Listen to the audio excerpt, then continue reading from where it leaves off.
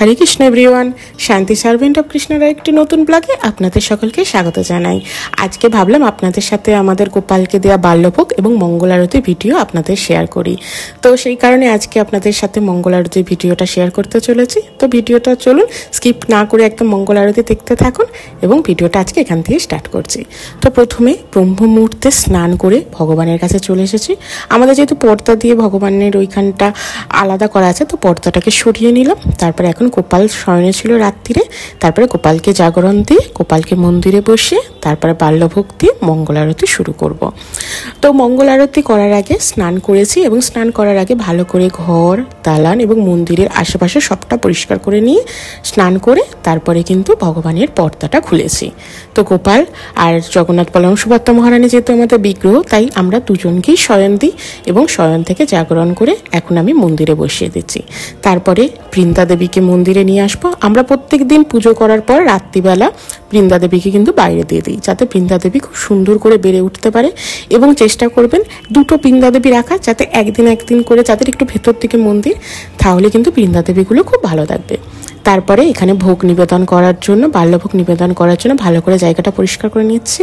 আর এখানে প্রভু বাল্যভোগের জন্য এনেছিলেন রাবড়ি, একটা গজা আর ড্রাই ফ্রুটস। সকালবেলা কিন্তু বাল্যভোগেতে আপনারা মিষ্টি জাতীয় প্রসাদই ভগবানকে ভোগ নিবেদন করার জন্য রাখবেন, কারণ ভগবানকে সকালবেলা ভোগ নিবেদনের জন্য মিষ্টি প্রসাদই দেওয়া হয়। তো এখন সমস্ত কিছু দিয়ে আমি ভোগ নিবেদন করে দেবো। আগের দিন তো আপনাদেরকে ভোগ নিবেদন করার সমস্ত ডিটেলসটা দিয়েছি, আগের ভিডিওতে আমি ডেসক্রিপশানে দিয়ে রাখবো, আপনারা চেক করতে পারেন। তো ভোগ নিবেদন এবং আরতির আগে অবশ্যই আচমন করাটা গুরুত্বপূর্ণ। তো চলুন আচমনের মন্ত্রটা আপনাদেরকে বলি। 3 বার আপনারা হাতে জল নিয়ে ওং কেশবায় নমঃ, ওং নারায়ণ নমঃ, ওং মাধবায় নমঃ এই মন্ত্রটা বলে হাতে জল নিয়ে মুখ স্পর্শ করে তারপরে জলটা ফেলে দেবেন এবং হাতটা ধুয়ে নেবেন। তো আগের দিনে ভোগ নিবেদন করার যে সমস্ত পদ্ধতিগুলো বলেছি সেই রকমভাবেই গঙ্গা জল দিয়ে শুদ্ধকরণ করে তারপরে ভগবান এবং গুরু মহারাজের আসনে ফুল এবং ভগবানের আসনে তুলসী পাতা এবং প্রত্যেকটা ভোগের ওপর তুলসী পাতা দিয়ে আমি ভগবানকে কিন্তু ভোগ নিবেদন করে দিচ্ছি। মঙ্গল আরতি করার জন্য কিন্তু মন্দিরে 4:30 থেকে শুরু হয় মঙ্গল আরতি, তার আগে ভোগ নিবেদন করা হয়ে যায়। আমরাও 4:30 সময় থেকেই শুরু করেছিলাম, তো সেটাই আপনাদের সাথে শেয়ার করছি। আর আচমনের জন্য কিন্তু একটা এইরকম আমার মতন একটা জায়গা নেবেন, সেখানে গঙ্গা জল নেবেন। আচমনের জন্য গঙ্গা জল গুরুত্বপূর্ণ এবং একটা বাটি নেবেন যেখানে আচমন করার পর জলটা ফেলবেন। আর গঙ্গা জল দিয়ে কিন্তু আচমন এবং ভগবানের পুজোর কাছে সমস্ত কিছু ইউজ হবে। তো বাল্যভোগ নিবেদন করার পর পর্দা দিয়ে দিয়েছি, তারপরে পর্দা খুলে নিয়ে বাল্যভোগটাকে তুলে নেব, তারপরে মঙ্গল আরতি শুরু করব। তো মঙ্গল আরতি হচ্ছে গুরুদেবের বন্দনা বা কুরবাষ্টকম বলা হয়। আমাদের ইস্কনের যে নামহট্ট বই আছে তাতে কিন্তু খুব সুন্দর করে মঙ্গল আরতি আপনারা কিভাবে করবেন, কিভাবে পূজা পদ্ধতি আছে, আপনারা কিন্তু ওই বইটা থেকে ভালো করে শিখতে পারবেন। তাই যারা মায়াপুর যান বা যাবেন বলে ভাবছেন, তারা কিন্তু একটা অবশ্যই নামহট্ট পরিচয় নিয়ে আসবেন, বাড়িতে রাখবেন। এখানে কিন্তু আপনারা অনেক কিছু শিখতে পারবেন, কিভাবে আপনারা পুজো করবেন, কিভাবে ভগবানকে ভোগ নিবেদন করবেন, যেটা অলরেডি আমি ভিডিওতে দিয়েছি, এবং কিভাবে মঙ্গল আরতি করবেন। তো মঙ্গল আরতির যে গানটা সেটা আমি ডেসক্রিপশানে দিয়ে রাখবো। আর এখন আমি মঙ্গল আরতি করার জন্য পঞ্চপ্রদীপ থেকে সমস্ত কিছু সাজিয়ে নিচ্ছি। তো একটা থালা নিয়েছি, আপনারাও এরকম থালা নেবেন, একটা পিতলের থালা নিয়েছি আমি। তারপরে সুন্দর করে তুলো দিয়ে সলতে করে পঞ্চপ্রদীপ এখন আমি বানিয়ে নেবো। 5টা পঞ্চপ্রদীপের জন্য 5টা তুলো বানাবো, এরকমভাবে আমি বানিয়েছি। আপনারা অবশ্যই ঘি ইউজ করবেন, কোনো সর্ষের তেল বা অন্য তেল ইউজ করবেন না। মঙ্গল আরতি বা ভগবানের আরতির জন্য ঘিটা কিন্তু খুবই গুরুত্বপূর্ণ। আপনারা বাজার থেকে যে কোনো ঘি কিনে এনে সেই ঘিতে কিন্তু আপনারা এই প্রদীপগুলো বানিয়ে নেবেন। আমি মায়াপুর থেকে ঘি আনি, তো সেই ঘিটা দিয়ে আমি প্রদীপগুলো বানিয়ে নিচ্ছি। তবে আমার রান্নার ঘি আর পুজোর ঘি দুটো আলাদা আছে। আর প্রত্যেকটা সলতের সাথে একটু কর্পূর দিয়ে দিলাম যাতে ভালো করে জ্বলে, আর পঞ্চপ্রদীপে একটা ফুল দিলাম। তারপরে এখন যে জলশঙ্খ তাতে গঙ্গা জল দিয়েছি, দিলাম একটু অগ্রু, 1-2 ফোঁটা গোলাপ জল আর একটা ফুল। আর যে রুমালটা সেটা এইরকমভাবে আপনারা সাজিয়ে নেবেন। তো চলুন আপনাদেরকে প্রথমে বলি আরতি করতে করতে আমাদের ঠিক কী কী জিনিসপত্র লাগবে। প্রথমে আমাদেরকে আরতি করতে হবে ধূপকাঠি দিয়ে, তারপরে ঘিয়ের পঞ্চপ্রদীপ, তারপরে পঞ্চপত্র, তারপরে নেবেন একটা বাজানোর শঙ্খ, তারপরে যেরকম জলশঙ্খ দেখলেন জলশঙ্খের দানি, এবং তারপরে একটা ছোট ঘন্টা নেবেন যেটা বাজানোর জন্য লাগবে। অবশ্যই কাপড় বা রুমাল নেবেন। তারপরে ফুল ভর্তি একটা ছোট থালা নেবেন, আমি যেরকমভাবে ফুলটা সাজিয়ে নিলাম। নেবেন চামর আর ময়ূর পাখা, এইগুলো কিন্তু আমাদের আরতির জন্য লাগবে, মঙ্গল আরতি হোক বা সন্ধ্যা আরতি হোক বা দুপুরবেলার ভোগ আরতি হোক। এই যে দেখুন আমি প্রত্যেকটা জিনিস একদম সুন্দর করে সাজিয়ে নিয়েছি, আপনারাও কিন্তু এইভাবে কিন্তু সাজিয়ে নেবেন। তারপরে মঙ্গল আরতি করার আগে কিন্তু অবশ্যই শঙ্খ বাজিয়ে নিতে হবে। আর আজকে মঙ্গল আরতি করবে আমাদের প্রভু। তো প্রথমে ধূপ দিয়ে ভগবান বিগ্রহদেরকে 3 বার অথবা 7 বার যথাক্রমে চক্রাকারে ঘুরিয়ে কিন্তু প্রথমে গুরু মহারাজকে অবশ্যই কিন্তু ধূপটাকে একবার নিবেদন করতে হবে, কারণ আমরা না ভোগ নিবেদন করার যোগ্য না আরতি করার যোগ্য। তাই গুরু মহারাজকে কিন্তু অবশ্যই একবার ধরে আমাদেরকে প্রত্যেকটা আরতির কিন্তু উপকরণ করাতে হবে, যাতে গুরু মহারাজ আমাদের সাথে থেকে আরতিটা করতে পারে এবং গুরু মহারাজই যেন ভগবানকে আরতিটা করে। তো প্রথমে ধূপের পর তারপরে পঞ্চপ্রদীপ দিয়ে যথাক্রমে প্রত্যেকটা বিগ্রহকে 3 বার অথবা 7 বার চক্রাকারে ঘোরাতে হবে। তবে কার্তিক মাস বা দীপদান মাসের নিয়মটা আলাদা, সেটা আমি যখন দীপদান মাস আসবে তখন কিন্তু আপনাদের সাথে শেয়ার করে দেবো। এখন আপাতত প্রত্যেক দিনের যেটা নিয়ম সেটাই আপনাদেরকে বলছি।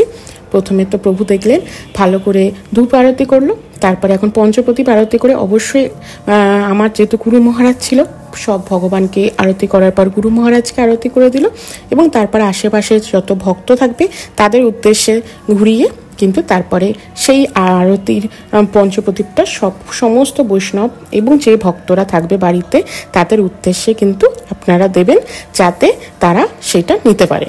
তারপরে প্রথমে ধূপ, তারপরে হলো পঞ্চপ্রদীপ, এখন হচ্ছে জলশঙ্খ। তো জলশঙ্খটা দিয়ে ভগবানকে বিগ্রহকে প্রথমে ঘুরিয়ে 7 বার ঘুরিয়ে তারপরে আচমন পাত্রতে কিছুটা করে জল ফেলতে হবে। এটাই পরে শান্তি জল হিসাবে সবার মাথায় কিন্তু দেয়া হবে। চেষ্টা করবেন একটা প্রদীপ বা মোমবাতি জ্বালিয়ে রাখতে, যাতে আপনারা সুন্দর করে পঞ্চপ্রদীপটাকে জ্বালাতে পারেন। তারপরে হচ্ছে জলশঙ্খ দিয়ে ভগবানের উদ্দেশ্যে নিবেদন করতে হবে। তারপর বিসর্জন পাত্রে যেরকম অল্প অল্প করে জল নিবেদন করতে হয় সেটা করবেন। তো প্রথমে রাধা মাধব করবেন, তারপর পঞ্চতত্ত্ব, নৃসিংহ ভগবান, জগন্নাথ বলরাম সুভদ্রা মহারাজ, এইরকম আপনাদের যেরকম ভগবান আছে সেই অনুযায়ী করবেন। তারপরে জলশঙ্খ হয়ে যাওয়ার পর রুমাল দিয়ে ভগবানের উদ্দেশ্যে কিন্তু 3 বার অথবা 7 বার যথাক্রমে কিন্তু চক্রাকারে ঘুরিয়ে প্রদক্ষিণ করে করে কিন্তু আপনারা আরতি করবেন। তো তারপরে দেবেন পুষ্প প্রথমে কিন্তু ভগবানের উদ্দেশ্যে দেবেন, তারপরে 7 বার এবং 3 বার চক্রাকারে ঘুরিয়ে সেই পুষ্প প্রথমে ভগবানদের চরণে দেবেন। তারপরে সেই পুষ্প থেকে কিছুটা পুষ্প রেখে দিয়ে গুরু মহারাজ এবং যে আমাদের গুরু পরম্পরা আছে তাদের উদ্দেশ্যে 3 বার অথবা 7 বার ঘুরিয়ে সেটা সমস্ত গুরু মহারাজ এবং পরপর পরম্পরা অনুযায়ী আপনারা কিন্তু দিয়ে দেবেন। দেখুন প্রভুও কিন্তু প্রথমে ভগবানকে প্রদক্ষিণ করলো, তারপর কিন্তু ফুল দেওয়ার পর গুরু মহারাজদেরকে প্রদক্ষিণ করে সেই ফুলটা কিন্তু তাদের উদ্দেশ্যে নিবেদন করে দিল। তো এইভাবে আমাদের 5টা উপকরণ দিয়ে হয়ে গেছে। আরতি করার জন্য টোটাল 7টা উপকরণ লাগে, বাকি আছে চামর এবং ময়ূর পাখা। চামর আর ময়ূর পাখাটা অবশ্যই কিন্তু সময় অনুসারে সুন্দরভাবে আপনারা করবেন। এইটা কিন্তু কোনো 3 বার 7 বারের কোনো ব্যাপার নেই, আপনারা খুব সুন্দর করে করে ভগবানকে কিন্তু চামর দিয়ে আরতি করবেন।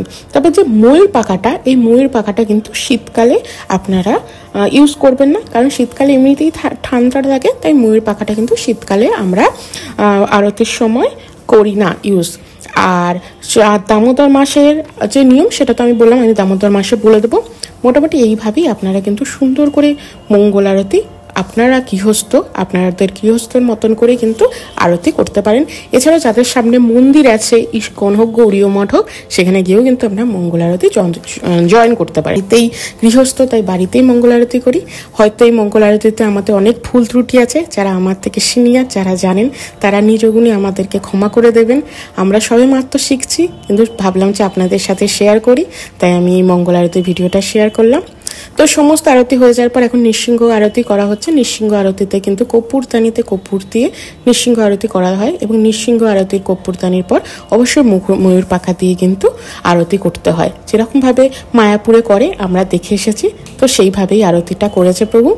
আর তারপরে আবার কিন্তু সমস্ত আরতির পর শঙ্খ বাজিয়ে দিয়েছে 3 বার এবং তারপরে যে বিসর্জন পাত্রে যে জলশঙ্খ দিয়ে জলটা রাখা ছিল সেটাই কিন্তু চারিদিকে ছড়িয়ে দিচ্ছে এবং আপনাদের আশেপাশে যখন ভক্তরা থাকবে তাদের কিন্তু উদ্দেশ্যে এই আরতির জলটা কিন্তু আপনারা দিয়ে দেবেন। তারপরে এখন আমি করবো বৃন্দা দেবীর আরতি। যেহেতু আমি মন্দিরের পাশে বৃন্দা দেবীর আরতি করব, তাই মন্দিরের কিন্তু পর্দাটা আপনারা ভালো করে দিয়ে দেবেন, কারণ বৃন্দা দেবীকে যখন আপনারা আরতি করবেন তখন মন্দিরের দরজা খোলা যাবে না, যাদের দরজা আমার যেহেতু পর্দা আছে।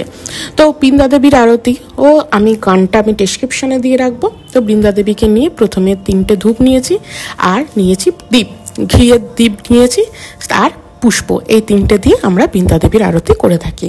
তো প্রথমে ধূপ দিয়ে আমি 3বার অথবা 7বার পর্যায়ক্রমে করে নিয়েছি। ভগবানকে আরতি করেন আমাদের প্রভু, আর বৃন্দা দেবীর আরতিটা আমি করি। তো এইভাবেই আমরা দুজনে মিলে চেষ্টা করি গৃহস্থ হয়ে ভগবানের সেবা করার। আপনারা সবাই কৃপা আশীর্বাদ করবেন যাতে আমরা যতদিন বেঁচে থাকি ততদিন যেন ভগবানের সেবাতে নিযুক্ত থাকতে পারি। তো প্রথমে ধূপ, তারপর দীপ এবং তারপর পুষ্প দিয়ে ভালো করে ঘুরিয়ে এখন হয়ে গেছে আরতি। তারপরে বৃন্দা দেবী প্রদক্ষিণ। বৃন্দা দেবী প্রদক্ষিণ করার যে মন্ত্র সেটাও আমি বলে দেবো আপনাদেরকে ডেসক্রিপশানে। আপনারা 3বার আর প্রদক্ষিণ করবেন মন্ত্রটা বলে, এবং তারপর হরে কৃষ্ণ মহামন্ত্র বলে টোটাল 7 থেকে 11 বার কিন্তু আপনারা করবেন। তারপর বৃন্দা দেবীকে প্রণাম করবেন 3বার মন্ত্র উচ্চারণ সহকারে, এবং বৃন্দা দেবীকে জল দেবেন। তো যারা আমার এই মঙ্গল আরতির ভিডিও দেখলেন, যদি কোনো ভুল হয়ে থাকে নিজ গুণে ক্ষমা করে দেবেন। তো এই ছিল আমার মঙ্গল আরতির ভিডিও। কেমন লাগলো অবশ্যই কমেন্ট করে জানাবেন, ভালো লাগলে একটা লাইক করে দেবেন, আর যারা এখনো সাবস্ক্রাইব করেনি প্লিজ সাবস্ক্রাইব করে দেবেন। দেখা হবে নতুন একটা ভিডিও নিয়ে। হরে কৃষ্ণা।